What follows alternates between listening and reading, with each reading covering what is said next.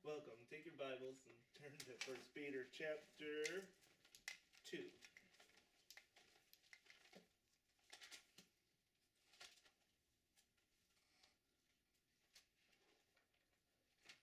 First Peter chapter 2, it says in verse 9, "But ye are a chosen generation, a royal priesthood, a holy nation, a peculiar or chosen people, that you should show forth the praises of him who has called you out of darkness and into his marvelous light." Go ahead to Romans chapter 5 now. You know, when I read that, knowing that God's talking about me, of course, it filled me with a sense of awe that we are chosen by God, that we are his chosen generation. But his royal priesthood stood out to me. In the Old Testament, there was a priesthood. It was the line of Levi, but after studying and looking at it, there was no reason for me to believe that the priests in the Old Testament had any characteristic of royal to them. But we are his royal priesthood here. Now, why is that? Because we're related to the king. Jesus Christ is the king. And we are related to him. And we are his royal priests. That makes us royalty.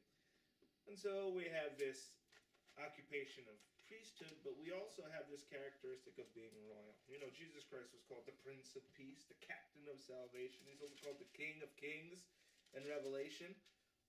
And we are his kings and queens. We are his princes and his princesses. You know, you are royalty in the priesthood. And will somebody read Romans chapter 5, verse 17? For if by one man's offense death reigned by one, much more they which receive abundance of grace and of the gift of righteousness shall reign in life by one, Jesus Christ. Awesome. So, reign in life by Jesus Christ. Reign as royalty. Reign as princes and princesses and kings and queens of the Most High. Now, we could be kings and we could be queens, but Jesus Christ is the King of Kings. In fact, even God is called the King of Kings in Revelation. And when you understand the idea of King of Kings in its context with the Middle East at that time, there were many kings, but there was one head king. Or there was like a second head king also. You know, if you had other kings under you, you were all called King of Kings. So we get that idea from there. But I wanted to look today at some kings. Good kings and bad kings. And in the book of Kings, you can go to actually 2 Kings chapter 10. And I was just fascinated with just how much comes up in these stories of good kings and bad kings. In fact, it fascinated me so much, I had a hard time trying to title the teaching because there's so many topics that come up as we go through these categories. But if I was to look at it and was to give it a title, I would say, Reign in Life as a Good King. Right? So 2 Kings.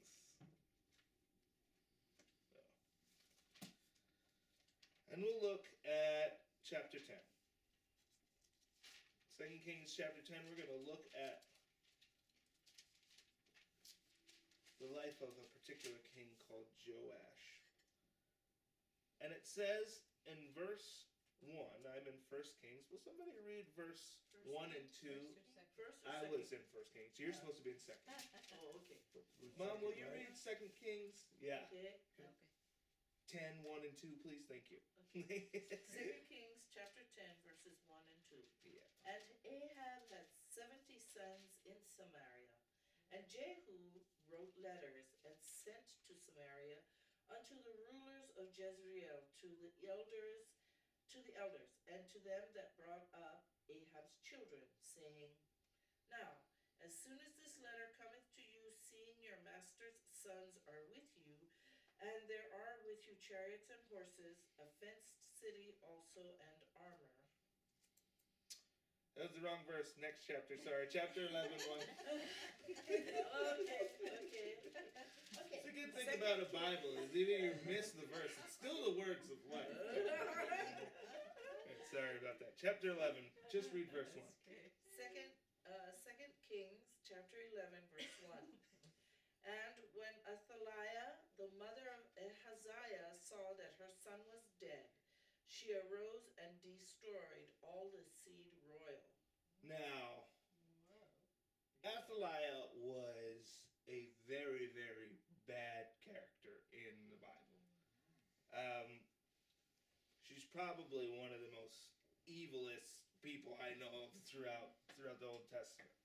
But when Athaliah, the mother of Ahaziah, saw that her son was dead, she arose and destroyed all the seed royal. Now, let me give you a little history on Athaliah.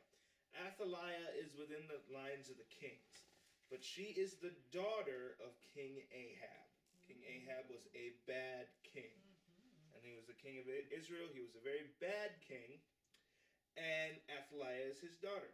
Now, Athaliah wants the throne and wants control. And so that means she has to kill off all the other seed of the throne. And so Ahaziah, who was her son, died. Therefore, she has no heir. So what does she decide to do? Kill off all the others of the seed so that she can remain in power. That means her own relatives, her own grandchildren, her brothers and sisters, anybody else who's the sons and daughters. And this is, I mean, she's done a litany of more other crazy stuff, but this is pretty crazy. Now, also, remember, in Genesis 3, you have the promised seed, right? And it's coming through the line of David. And she's of the line of David because Ahab was her father, who was a king of Israel. Now, she kills all of the royal seed. There is no more believing Israelite believer who can be a king, except for one. The whole line is destroyed because you have to be of the kingship line. You have to be in the line of David. So verse 2 says, but Jehosheba, the daughter of the king of Joram, sister of Ahaziah, took Joash, the son of Ahaziah. Now, why is the sister alive? Because she's not a man, can't take the throne. But she was already queen, so she can take the throne. Joash, sister of Ahaziah, took Joash, the son of Ahaziah, and stole him from among the king's sons, which were slain, and they hid him, even him and his nurse, in the bedchamber from Athaliah, so that he was not slain. Athaliah also hated the Lord of hosts, hated God. Was a pagan worshiper. She loved Baal worship. Her mother, or her grandmother, was Jezebel, who hated Elijah. After Elijah killed the 400 prophets of Baal, Jezebel sent out, a contract on his head, say he's going to be dead by tomorrow this time. So she comes from a line of just pretty much God haters at that time. And she hates God. Verse 3, and he, Joash, was with her, the nurse, hid in where? The house of the Lord, 6 years. Athaliah turned the house of the Lord into ruin. It's pretty much shut down. Nothing happens there anymore. But it's also the last place that she would look for any heir left. And so, the nurse, the sister of Athaliah, takes him to the temple of the Lord, which is in ruin right now, and hides the baby there with his nursing mother. And he was with her hid in the house of the Lord. 6 years lived in hiding. And Athaliah did what? Reign over the land. Verse 4, in the 7th year, Jehoiada, who is the high priest, sent and fetched the rulers over hundreds with the captains and the guards, and brought them to him into the house of the Lord, and made a covenant with them, and took an oath of them in the house of the Lord, and showed them the king's son. This is cool, because what it doesn't say in here is the Hebrew name, which is the Kari, or it means the Karites. That's the name of them, of these guys who Jehoiada brings in. And the Karites, the word Kari means hand. These were mercenary soldiers from Korea, Caria, not Korea, in Southwest Asia Minor who served as royal bodyguards. So these were men who were potentially royal bodyguards of past kings of Israel, who aren't anymore. And he brought them into the house of the Lord and showed them the king's son. So he brings pretty much the royal guard.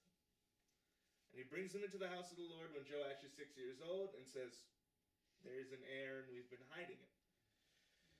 And he commanded them, this is the thing that you're going to do. A third part of you that enter in on the Sabbath, so they're making their plan right now.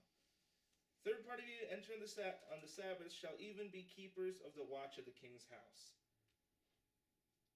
And the third part shall be at the gate of Sur, and the third part at the gate behind the guard. So shall you keep the watch of the house, that it be not broken down. Right now what he's doing is he's preparing the coup. All right, he gets the royal bodyguards back, men who are still loyal to the line of David, because if Athaliah is in reign, anybody who was loyal to the line of David is out. They're going to run. Why? Because Athaliah was going around butchering anybody. She's butchering her own relatives. And so he's saying, okay, a third of you is going to enter in, you're going to watch the king's house, the other one's going to watch the gate at Sur, and the other one's going to watch behind the house at the guard gate. All right? For the king's house, right? Now remember, the king's still in the temple. So what they're doing is they're providing transport for the king. Now this will be a great movie one day. This really will. This is like, I'm thinking like HBO special, let's camera. And he says in verse 7, and 2 parts of you that go forth on the Sabbath, even they shall keep watch of the house of the Lord about the king. And he shall compass the king round about, and every man with his weapons in his hand. And he that comes within range, let him be slain. And be ye with the king as he goes out and as he comes in. And the captains over the hundreds did according to all the things that Jehoiada the priest commanded, and they took every man his men that were to come in on the Sabbath with them that should go out on the Sabbath, and came to Jehoiada the priest. Whew, King James, goodness. And the captains over hundreds did the priest give King David spears and shields that were in the temple of the Lord. See, King David hid his mighty man of valor, his bodyguards, he hid their weaponry in the armory of the Lord, because it was the Lord's weapons. And so when the temple went into ruin, these things got ignored, but these bodyguards go back in there, the armory within the temple of the Lord, all bearing King David's symbol. And these men are now all in the line of David's military wardrobe, and they have some of the best weapons, because it's King David we're talking about. He had the greatest stuff, you know. And 2 companies go to watch this kid in the temple. And they're protecting this kid. Wherever the air goes, they go. But they're hid out inside of the temple. Verse 11, and the guard stood every man with his weapons in his hand round about the king, from the right corner of the temple to the left corner of the temple, along by the altar of the temple. And he brought forth the king's son, and put a crown upon him, and gave him the testimony, which means read the law in front of him. This was the ceremonial way that you inaugurate a king. You got to do it in the temple of the Lord with a crown, and you got to read the testimony before him, read the law. And they made him king and anointed him, and they clapped their hands and said, God save the king. And when Athaliah heard the noise, the guard and of the people, there's people there? What do you mean there's people there? She came to the people into the temple of the Lord. This is interesting, because they did all this ceremonially. Verse 5 tells us, and he commanded them, saying, this is the thing that ye shall do, a third part of you that enter in on the Sabbath. They're doing this on the Sabbath. And so they're doing this the ceremonial way. Athaliah has no idea, because the temple's in ruins. But they're still using the temple. They're still using the crown. They still have the line of David wardrobe on at this time. And they're inaugurating King Joash now. And Athaliah gets wind of this because she hears the people clapping and rejoicing in this temple that she supposedly brought to ruin. And when she looked, behold, the king stood by a pillar, as the manner was, and the princes and the trumpeters by the king. And all the people of the land rejoiced and blew with trumpets. And Athaliah rent her clothes and cried, "Treason, treason," because she's supposedly the overseer, the queen of the land. "Treason, treason," she shouts. But Jehoiada the priest commanded the captain of the hundreds and of the officers, and the host said unto them, "Have her forth without the ranges. And him that follows her, kill with the sword, for the priest had said, Let her not be slain in the house of the Lord." So the priest says, "Okay, this is time. Get her, nab her. We're going to undo what she's done. But don't kill her in the house of the Lord."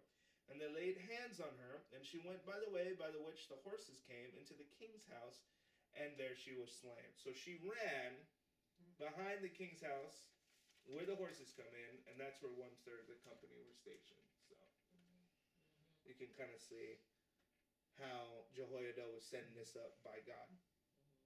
"And all the people of the land went into the house of Baal, and break it down, his altars and his images," because under the rule of Athaliah and her father, Baal worship became very prominent.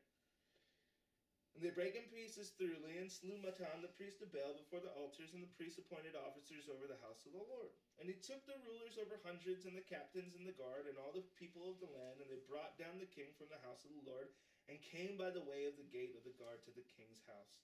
And he sat on the throne of kings. And all the people of the land rejoiced, and the city was in quiet, and they slew Athaliah with the sword beside the king's house. 7 years old was Joash when he began to reign." Very interesting, because Joash had said in a previous verse, he stood by the pillar when he was inaugurated. A 7-year-old with enough presence of mind to stand and be recognized when they inaugurate him as king in the midst of a coup. You know, his life was obviously at stake. He grew up in hiding. And this obviously was an attempt by the enemy to try and completely cut off the line of David. Because you cut off the line of David, you kill the promised seed. And so Athaliah was, being controlled by the puppet master in that one. So Joash, though, becomes a good king. He becomes a good king, doesn't have to go in step with the line of his grandfather Ahab or his father Ahaziah, who was bad also. It says in chapter 12, "In the 7th year of Jehu, Joash began to reign, and 40 years reigned he in Jerusalem. His mother's name was Zibiah of Beersheba." Let's just see something that Joash did. We don't have to go too much into his history. "Joash did that which was right in the sight of the Lord all his days, wherein Jehoiada the priest instructed him." Awesome!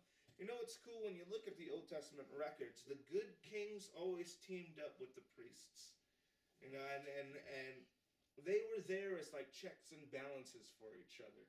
And the priests oftentimes reproved the king if they were going off track, which was necessary. It's like Nathan and David, Isaiah did that for Hezekiah when Hezekiah was going off. But these good kings in the line of David, and David himself, always perpetuated open, good, loving relationships with the priests because they needed to. Because they worked together for God, But the high places were not taken down, verse 3. "The people still sacrificed and burnt incense in the high places. And Jehoash said to the priests, All the money of the dedicated things that is brought into the house of the Lord, even the money of everyone that passes, the money that every man is set at, and all the money that comes into any man's heart to bring into the house of the Lord. Let the priests take it to them, every man of his acquaintance, and let them repair the breaches of the house, wheresoever any breach shall be found." This is just Joash saying, any money that comes in, we're going to dedicate to rebuilding the temple, because Athaliah has ruined the temple. And so he's saying, any money that comes in, whether it's somebody who just tithed, if somebody just gave of their own heart and they wanted to, any money that comes in, we're just all going to dedicate to the building of the temple, to the repairing of the breaches in the temple. Verse 6, "But it was so that in the 3 and 20th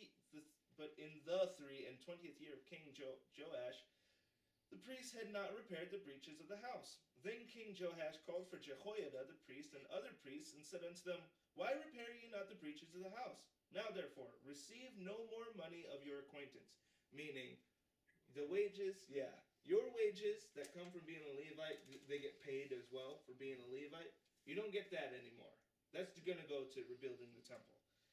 It says, now therefore receive no more money of your acquaintance, but deliver it for the breaches of the house. And the priests consented to receive no more money of the people, neither to repair the breaches of the house. So the king says, look, the temple of the Lord still isn't built. You guys don't get paid until the temple gets built. And the priests go, yeah, we think that's a good idea. We're going to do that. And so they decide to not get paid until the temple gets built.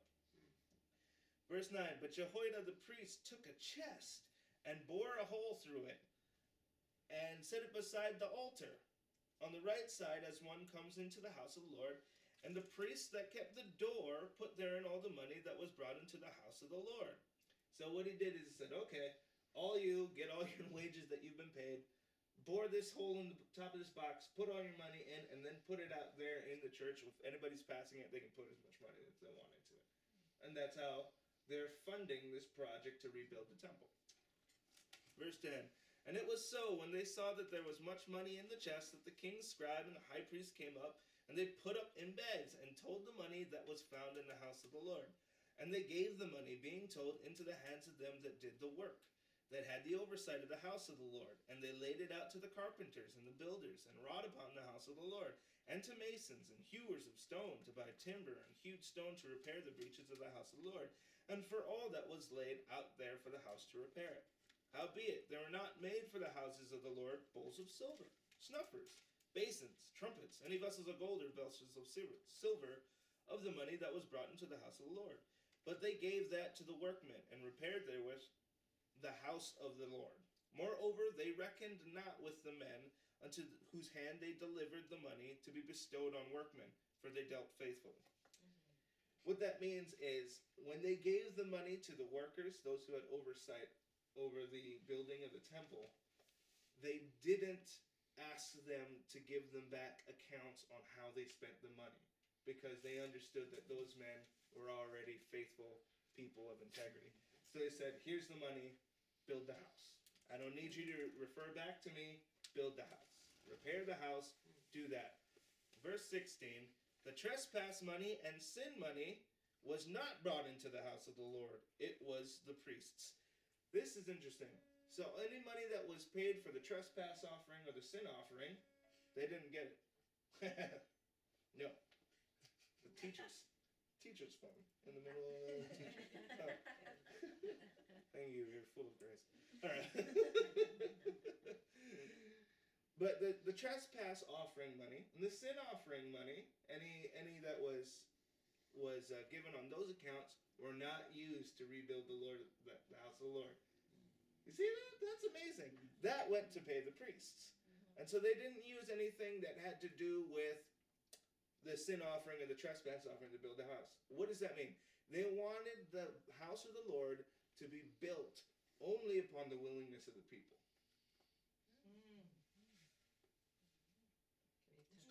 Yeah, isn't that cool? Even the priests who got paid. Now, it's one thing to not get paid to do something for a long time and then begin to get paid for it. You know, like, I don't know, you could work for free as a volunteer somewhere for a long time, and then they think, oh, this is great, and then we'll give you a job.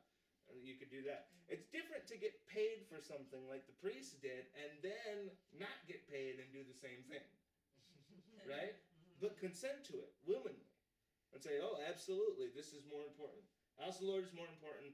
We won't get paid. We're just going to pay out of the goodness of our heart. In fact, we're just going to bore a hole into this box right here. All of you priests, put all your money in it. All right, and put that at the front of the altar. And then everybody passes by, they can throw money in there. And that's how the temple of the Lord was refurbished. Isn't that great? And that's how Joash did it. And this is the Joash that stood up when he was 7 years old during a coup with one of the most evil women in the history of mankind, trying to kill him and inaugurate it. So, good king. And how did he run? He was able to break the lineage and the conduct of the line of his fathers. He did not have a good father. He did not have a good grandfather. But because he looked toward him who was to be his heavenly father, he acted in that manner and was able to kind of shift his lineage from him being a lineage of bad kings to remaking that, being a good king, not being bold into the box of their conduct, and bringing honor to Israel and God. Now go to 2 Kings chapter 21. Joash did well. He was a good king.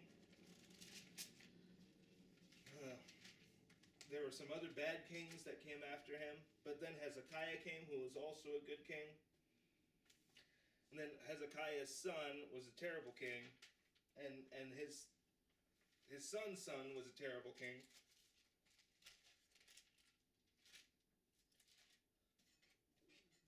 Let me just give you a short snippet of a bad king. Manasseh, chapter 21 of 2 Kings. It says in verse 3, for he, King Manasseh, built up again the high places which Hezekiah's father had destroyed. And he reared up altars for Baal, and made a grove as did Ahab, king of Israel, and worshipped all the host of heaven, and served them. And he built altars in the house of the Lord, of which the Lord said, in Jerusalem will I put my name. When he builds altars in the house of the Lord, that means he's bringing idols and pagan gods in the house of the Lord. And he built altars for all the host of heaven, and on the two courts of the house of the Lord.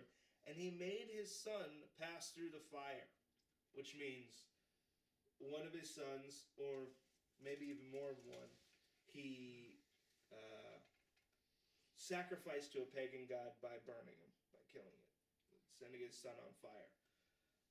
And observed times and used enchantments. Yeah, this guy was bad. And dealt with familiar spirits and wizards, and he wrought much wickedness in the sight of the Lord to provoke the Lord to anger. And he set graven images of the grove that he had made in the house, of which the Lord said to David and to Solomon his son, in this house and in Jerusalem, which I have chosen out of all tribes of Israel, will I put my name forever. Neither will I make the feet of Israel move any more out of the land which I gave their fathers, only if they will observe to do according to all that I have commanded them, and according to all the law that my servant Moses commanded them.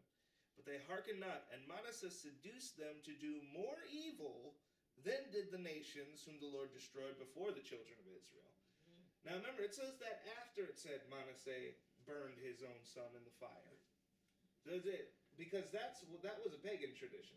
The other cultures in Canaan would do that. It's called passing them through the fire to appease their god. They would put their firstborn or their secondborn, and they would burn him and offer him as a living sacrifice. That's how they offered it as a living sacrifice. Now Manasseh did that. King of Judah, God's people. He did that. And he did even more evil than even the pagans did. How do you even do that? That's amazing. That's crazy. So he was a bad king. He had a son named Amon, who was a bad king. But let's go to chapter 22.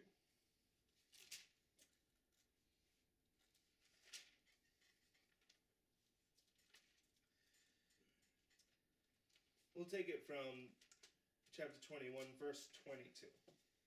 And he, Amon, forsook the Lord God of his fathers, walked not in the way of the Lord. And the servants of Amon conspired against him, and slew the king in his own house. So Amon was so horrible that his own council members decided to run a coup on him, and they killed him. Verse 24, and then the people of the land slew all of them that conspired against King Ammon. So all the people of the land then slew all the people who slew King Ammon. And the people of the land made Josiah, his son, king in his stead. Then, verse 22, Josiah was 8 years old when he began to reign. An 8-year-old king without a father at this time. Made in charge of all of Judah. He reigned 31 years in Jerusalem, and his mother's name was Jedidiah, daughter Adiah of Bozkath. Wow. And he did that which was right in the sight of the Lord, and walked in all the way of David his father, and turned not aside to the right hand or to the left. And it came to pass in the 18th year of King Josiah, that the king sent Shaphan the son of Azaliah, son of Meshullam, the scribe, to the house of the Lord, saying, Go up to Hilkiah the high priest, that he may sum the silver which is brought into the house of the Lord, which the keepers of the door have gathered of the people. And let them deliver it unto the hand of the doers of the work, and have the oversight of the house thereof, and let them give it to the doers of the work which is in the house of the Lord. to repair the breaches of the house, unto carpenters and builders, masons to buy timber, hewn stone to repair the house. Howbeit, there was no reckoning made with them of the money that was delivered into their hand, because they dealt faithfully. Same thing. So he reenacts what Joash did. Between the time of Hezekiah and Josiah, the temple laid in ruin again because of Manasseh and Ammon. Those are the two evil kings. But when Josiah comes into play, he says, we're going to rebuild the house, and we're going to do it like Joash did. Rebuilt only on the willingness of the people. So sum up the silver in the account. Let the people be the one that decides how the temple of the Lord is built, or at least what resources we have. And it's a wonderful symbolism of their heart, how much they're willing to give to rebuild that temple. And just like Joash, when he went to the workers and the carpenters and the laborers and those who had the oversight of the house, he gave them the money and said, I don't need any records. I know you're faithful, man with integrity. Just build a house. That's my. He said no CPAs. Yeah. We don't need a checks and balance system here with you guys. I believe in you. You go ahead. You build the house. Verse 8. And Hilkiah the high priest said unto Shaphan the scribe, I have found the book of the law in the house of the Lord. And Hilkiah gave the book to Shaphan, and he read it. They had lost their Bible at that time. They lost the law. And where they found it is even almost more of an embarrassment. It was in the house of the Lord. Right? They lost the book of the law in the temple of the Lord. That's how unused it was. That's how much in ruin it was. They lost the Bible in the temple of the Lord. And there's kind of a similar parallel, unfortunately, not everywhere, but in our day-to-day lives today. There are plenty of organizations that have lost the word in the church, so to speak. You know? I mean, and that's just the truth about it. Well, Josiah was a good king, and he was a young king. He's 26 about this time. And because of his heart for God and his want to do right by God, he works with the high priest, and they find the book of the law. And they find it in the temple. So it's like, all right, let's rebuild this temple. And while they're rebuilding the temple, they find the Lord, the book of the Lord. Verse 9. And Shaphan the scribe came to the king, and brought the king word again, and said, Thy servants have gathered the money that was found in the house, and have delivered it unto the hand of them that do the work, that have the oversight of the house of the Lord. And Shaphan the scribe showed the king, saying, Hilkiah the priest has delivered me a book. And Shaphan read it before the king. So he said, Look what Hilkiah found, book of the law. And it came to pass, when the king had heard the words of the book of the law, that he rent his clothes. And the king commanded Hilkiah and the priest and Ahikam the son of all these guys and all these people. Now why is Josiah now reading the law and renting his clothes? He loves God. We can see that. He's rebuilding the temple. Why is he sad and mourning right now? Renting your clothes is grieving and mourning. Verse 13. Go ye inquire of the Lord for me, and for the people, and for all Judah, concerning the words of this book that is found. For great is the wrath of the Lord that is kindled against us, because our fathers have not hearkened unto the words of this book, to do according to all that which is written concerning us. Josiah's heart was rent within him, because he knew that his father and his grandfather were wicked men. And under that law at that time, God responded with his justice. And his justice at that time is, we have a covenant, we have a contract. You do this, and I will profit you, and I will prosper